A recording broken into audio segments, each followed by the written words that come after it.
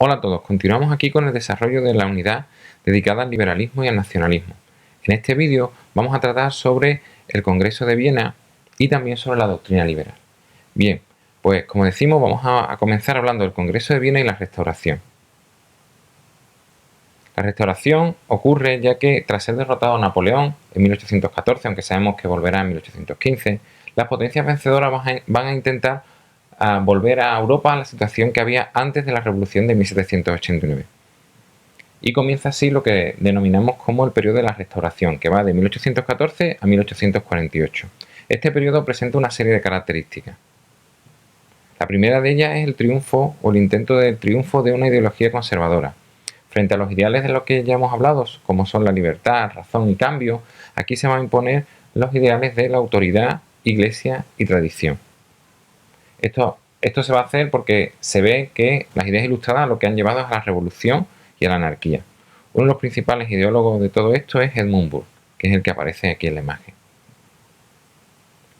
Otro de los elementos del periodo es la reordenación del mapa de Europa. Se va a realizar en el Congreso de Viena de 1814 a 1815 y ahí van a participar principalmente Gran Bretaña, Rusia, Austria y Prusia, es decir, los vencedores, la coalición vencedora que derrota a Napoleón.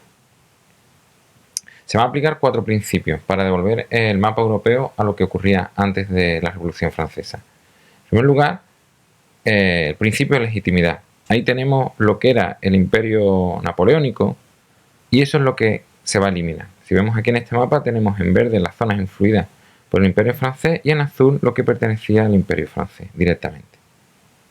Bien, pues esto es lo que va a conseguir el Congreso de Viena. Como vemos, Francia se va a perder territorio y otras potencias pues tomarán, se anexionarán distintos territorios para sobre todo debilitar a Francia e impedir una futura expansión del país. Bien, como decimos, uno de los criterios va a ser la legitimidad, es decir, los monarcas legítimos van a volver a sus tronos, por lo tanto volverán los Borbones tanto a Francia como a España. Y no se van a reconocer los estados nuevos, los estados que crea Napoleón no se reconocerán. Por lo tanto, Noruega, Bélgica o Polonia van a desaparecer. Otro de los elementos de este congreso va a ser la búsqueda del equilibrio. Ningún país debería tener más influencia, más poder que otro. Por lo tanto, Austria y Gran Bretaña querrán controlar por eso a Francia y a Rusia.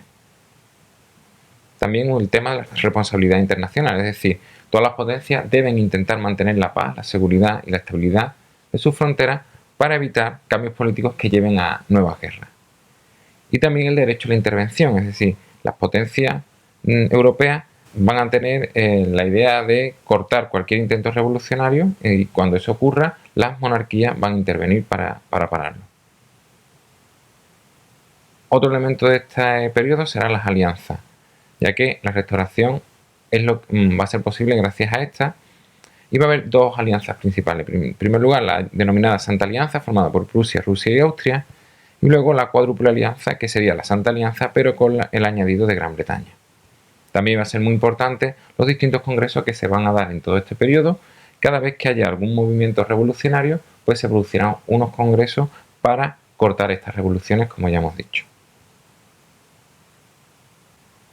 Bien, pasaremos ahora a hablar de la doctrina liberal.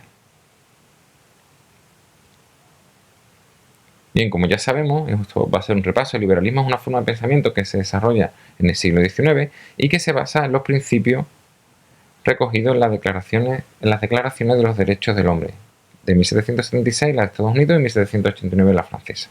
A partir de ahí, como decimos, se va a desarrollar ese pensamiento, el que conocemos como liberalismo. Los principios básicos del liberalismo van a ser, por ejemplo, la soberanía nacional, el poder va a residir en el pueblo y el pueblo lo delegará en sus representantes en el Parlamento, que serán, eso sí, elegidos por sufragio censitario. Por otro lado, otro de los principios será la separación de poderes, es decir, el poder legislativo, ejecutivo y judicial no estarán nunca o no deberían estar nunca en las manos de una persona o de un grupo de personas. También la promulgación de una constitución, es decir, un documento donde se reflejen los principios fundamentales del país y por los que se va a regir. Es decir, en ese documento se van a recoger tanto las libertades como los derechos de los ciudadanos.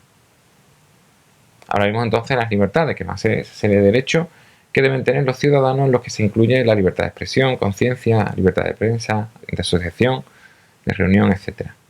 Y también derechos naturales como los que el ser humano tiene por el mero hecho de ser un ser humano. Y ahí incluiremos el derecho a la propiedad, la igualdad ante la ley y a la tolerancia. Vamos a ver otros aspectos interesantes sobre el liberalismo. Se van a oponer, como ya sabemos, a la sociedad estamental. Ellos estarán a favor de la sociedad de clase.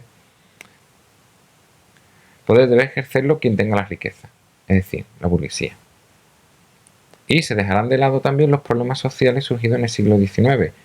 La burguesía no va a confiar en el pueblo, no se fía de él, así que va a impedir su participación en política, aunque sí va a utilizar al pueblo en los procesos revolucionarios. Y hablando de los procesos revolucionarios, vamos a ver las principales revoluciones liberales. A partir de 1820 y como reacción al movimiento de la Restauración se van a producir, como decimos, distintas oleadas revolucionarias en la década de 1820, la década de 1830 y en la década de 1840, en concreto en 1848. Pero eso lo veremos en un vídeo siguiente. Bien, pues en la década de 1820 las insurrecciones liberales van a ser promovidas por minorías y normalmente agrupadas en hermandades secretas. Como vemos, el núcleo original va a ser España y de ahí esas ideas de insurrecciones van a pasar a otros países. Como decimos, son minorías las que los van a promover, no van a ser movimientos de masa y van a fracasar todas, menos la de Grecia.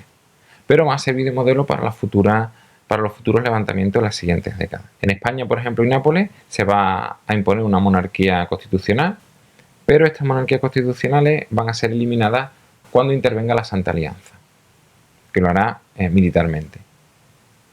Grecia, sin embargo, se rebela contra el Imperio Otomano y logra independizarse con la ayuda de Gran Bretaña. La siguiente oleada se producirá en la década de 1830, y aquí el núcleo de origen, como vemos, es Francia, y va a tener mayor éxito que la oleada anterior, va a ser movimientos con más gente, movimientos de masa, no tanto como la siguiente oleada, pero bueno, mucho más que la anterior. Y en Francia se va a conseguir instaurar una monarquía constitucional, con Luis Felipe de Orleans a la cabeza. Los Borbones son destronados, por tanto, es una dinastía distinta, la dinastía de Orleans. Y por otro lado, Bélgica se va a independizar de Holanda. Esta unión, Bélgica unido a Holanda, los que formaban los Países Bajos, habían sido unidos en el Congreso de Viena. Pues a partir de aquí van a separarse. Bien, pues hasta aquí este vídeo. Espero que os haya parecido interesante y gracias por verlo.